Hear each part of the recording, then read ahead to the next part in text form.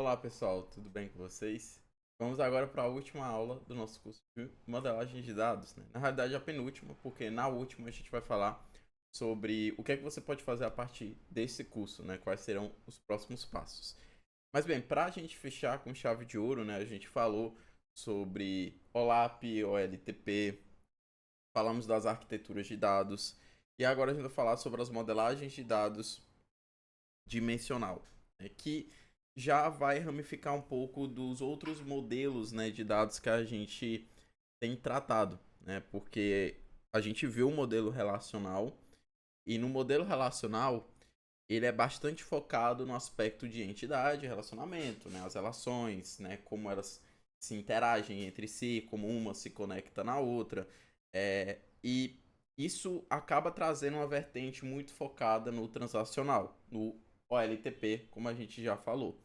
Só que quando a gente vai para as arquiteturas de dados, né, principalmente o warehouse, vamos ter um cenário um pouco diferente, que o foco não é o transacional, o foco é a métrica, o analítico, o histórico, o volume de dados. E aí a gente já tem uma vertente diferente, que é o OLAP, como falamos, né, anteriormente. Então, quando começaram a construir os data warehouses, que foram as primeiras arquiteturas de dados que surgiram aí no mundo, né, começaram a ter diversos desafios, porque não dava para simplesmente pegar o modelo relacional, transacional, o tradicional e tentar encaixar na vertente, no paradigma do funcionamento do warehouse, porque ia ter problemas de performance, não era otimizado a parte analítica. Então começaram a surgir, né, outras formas, outros meios de você pegar aqueles dados e modelar eles para essas estruturas. E aí, em resumo, né, a modelagem de dados dimensional é uma técnica que é usada na projeção de data warehouses e sistemas de business intelligence, né, de inteligência de negócio, e ele visa otimizar a análise de dados e geração de relatórios.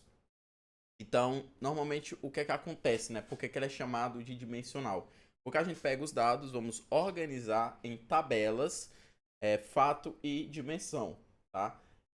E normalmente, né, a tabela fato, ela é uma tabela que é central, ela é centralizada. E a partir dela, a gente tem ramificações, que são as dimensões, né? Por isso que o nome é dimensional.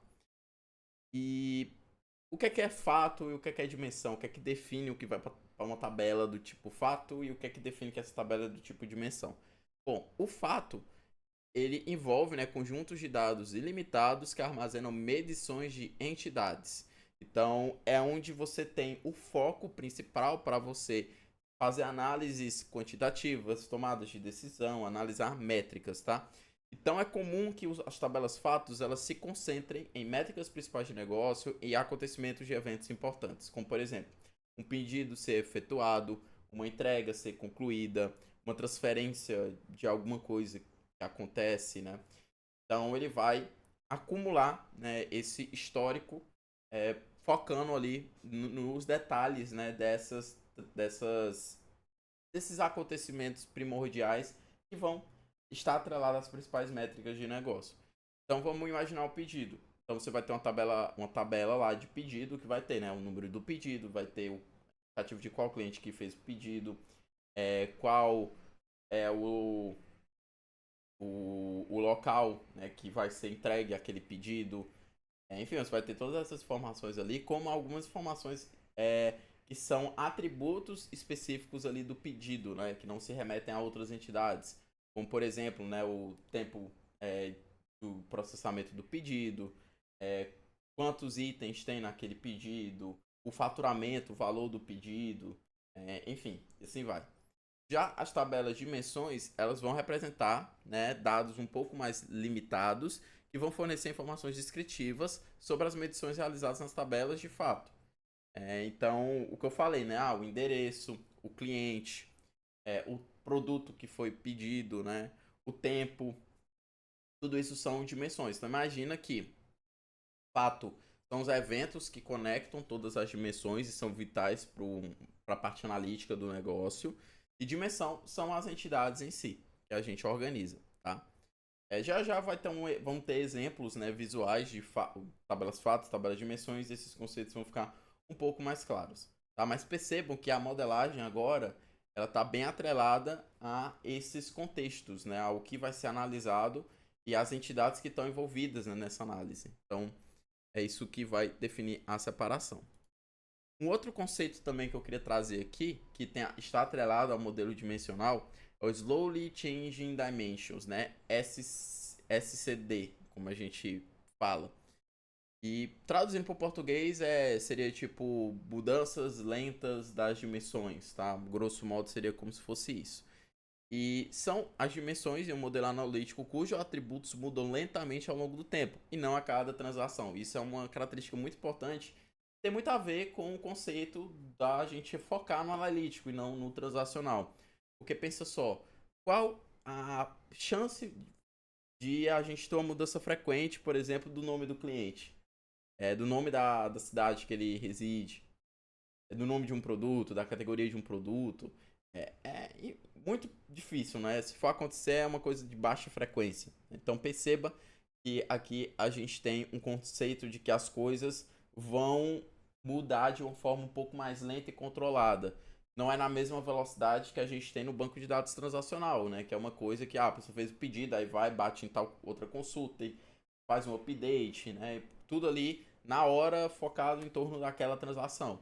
Aqui não. Aqui a gente vê ali que no banco de dados transacional aconteceu isso, aí a gente traz os dados posteriormente, baseado no que aconteceu, e aí a gente vai tomar uma decisão do que faz com essas informações. Então, essa questão do que a gente vai fazer com essas informações que chegaram lá do transacional é o que a gente chama de Slowly Changing Dimensions, tá? E existem vários tipos, não vou entrar nesse mérito aqui nesse curso, tá? Porque isso aqui vai ficar para um curso específico, mas mostrando para vocês a existência desse termo que ele é bastante importante, tá?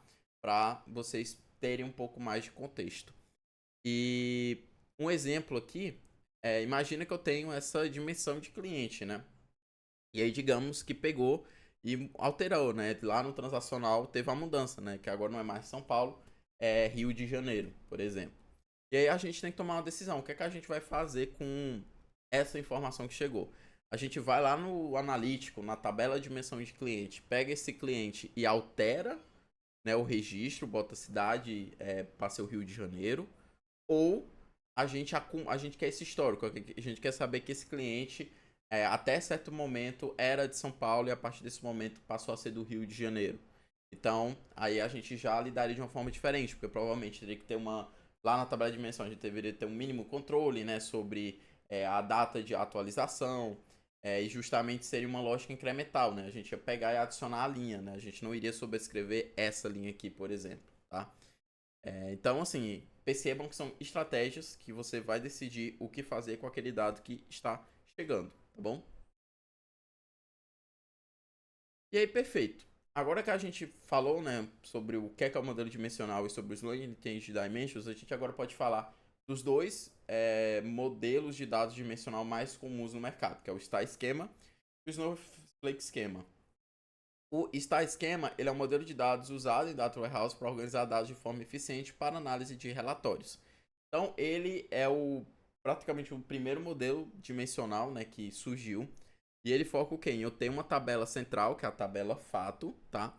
E a partir dela eu vou ter as dimensões. Então aqui a gente tem um exemplo visual, né? A gente tem uma tabela aqui, ó, de atrelada às vendas, né? Que a gente tem aqui ó, o número do pedido, né, e tal. Aí tem aqui várias chaves, né? Percebam que essas chaves elas estão atreladas a outras dimensões. Então, por exemplo, eu tenho a chave aqui de produto, eu tenho a chave aqui de pedido, eu tenho a chave de tempo, tá? Isso é uma característica comum desses bancos, né? Que coisas como endereço, localização, tempo, né? Tipo mês, ano, trimestre, pode ser comum a gente considerar isso como dimensões, né? Porque isso acaba facilitando a parte analítica, tá? E basicamente aqui você vai ter as chaves, né, dessas dimensões e por fim as informações, né, que são específicas do acontecimento aqui, né, do evento. Que nesse caso é a quantidade de vendas, o preço total do produto, a quantidade aqui de pedido, né? Então perceba que já são, de certa forma, colunas que remetem a uma coisa ali agregada, né? e não as transações ali, né? Como se fosse uma coisa um pouco mais ramificada, não, já é uma coisa mais concentrada, tá? Por conta do viés da necessidade analítica. E aí aqui as dimensões, né? Perceba que a gente vai ter, ó, dimensão produto, dimensão de data, dimensão aqui de vendedor, dimensão de funcionário, dimensão de território de vendas, né? E uma característica que é importante a gente mencionar é a questão da normalização, tá? O que, que vai acontecer? Nas tabelas fatos e dimensões do Star Schema, a gente não obrigatoriamente vai ter a normalização, vai ter todas aquelas formas normais que a gente falou anteriormente sendo aplicadas, tá bom? Porque aqui o nosso viés não é necessariamente em ter um foco ali transacional, né? O foco é outro. Então, as principais características, né? Uma única tabela de fato no ponto central. É por isso que o nome é Star Schema, né? Porque ó, até ali no desenho tá a estrela, né? Eu vou ter o ponto central aqui. E aí a ramificação, né? Que vai formar as pontas da estrela são as dimensões, né? Que é o segundo ponto aqui, né? Que ele fala. As chaves estrangeiras ficam na tabela fato, sendo uma para cada dimensão, como eu também mencionei. As tabelas de dimensão não possuem chaves estrangeiras, isso é um ponto crucial. E é por conta disso que as tabelas de dimensão, principalmente, elas vão ser mais caracterizadas pela desnormalização. Você não pode ter chaves estrangeiras dentro das tabelas de dimensões no Star Schema.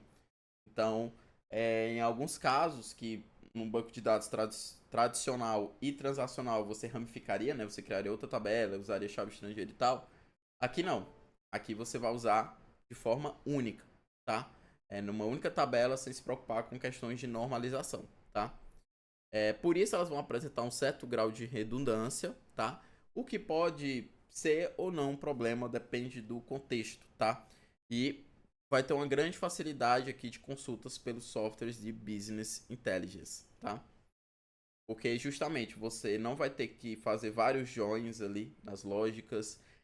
Você já tem uma coisa que está modelada, focado no que vai ser analisado, então isso já antecipa um pouco ali do que você precisaria preparar de dado para fazer cada análise, né? Você já vai ter uma base certamente pronta que vai facilitar, não vai sobrecarregar o sistema de dados operacional e transacional.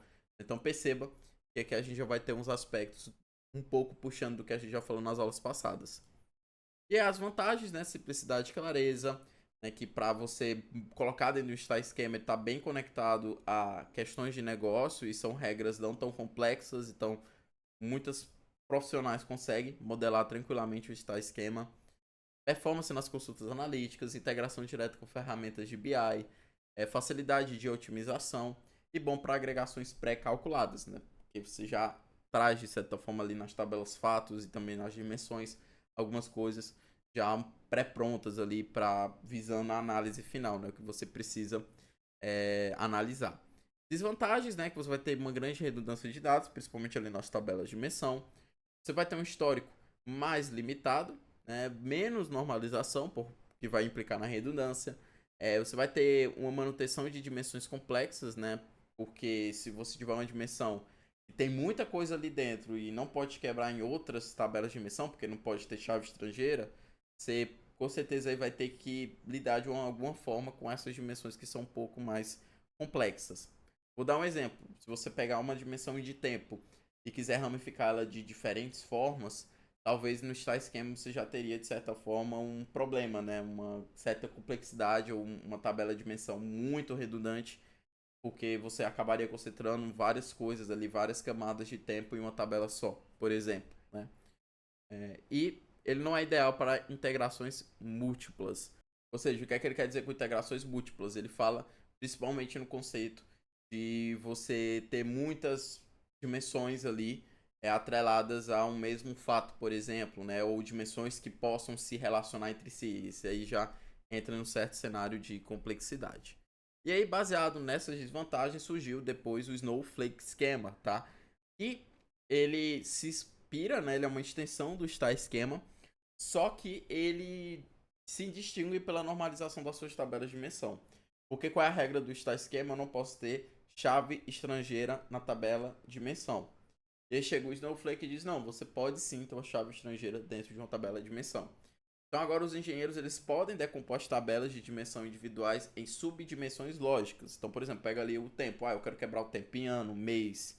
dia, trimestre, semestre, bimestre, né? Aí você já pode lidar de uma melhor forma, né, com essa dimensão tempo. Você não precisa concentrar tudo em uma tabela só. E aí, claro, você no final vai ter um modelo de dados um pouco mais complexo, mas dependendo do seu contexto, vai facilitar o trabalho dos analistas, especialmente para determinados tipos de dados, como por exemplo o tempo, né, que eu acabei de mencionar.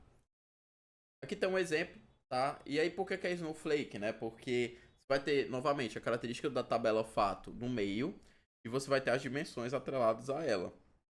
Só que o que vai acontecer? Pelas dimensões poderem ter chaves estrangeiras, ou seja, outras dimensões aqui atreladas a ela, então a gente começa a ter outra ramificação a partir das dimensões. E aí, se você perceber a grosso modo, vai parecendo como se fosse um floco de neve, em que a gente vai tendo várias expansões assim em torno do centro.